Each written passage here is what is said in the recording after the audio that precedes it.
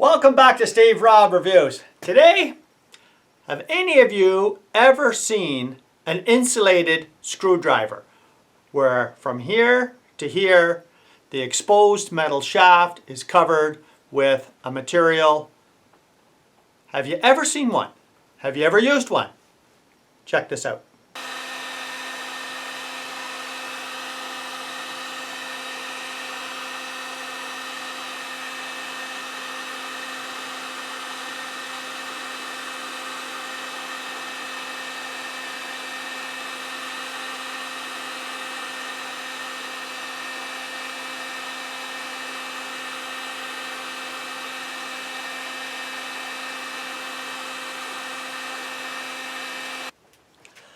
What do you guys think? There it is right there. And let's see what I used.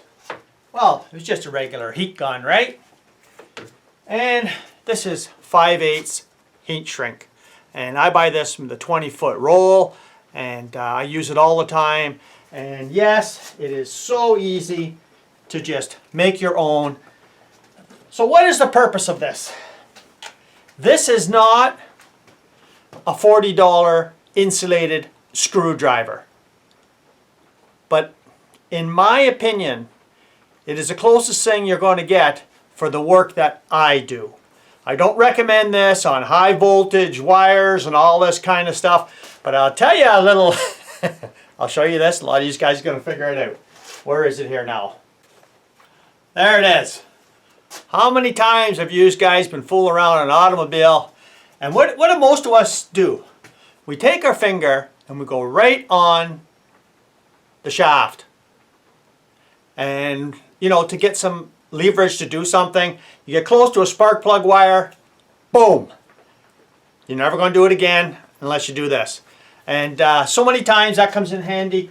Or if you're working on something, like there is some situations where you're working on something and you think the circuit is shut off, but there's multiple wires. The circuit you're working on might be shut off, and you get in there, and like I say, a lot of us are doing this, right?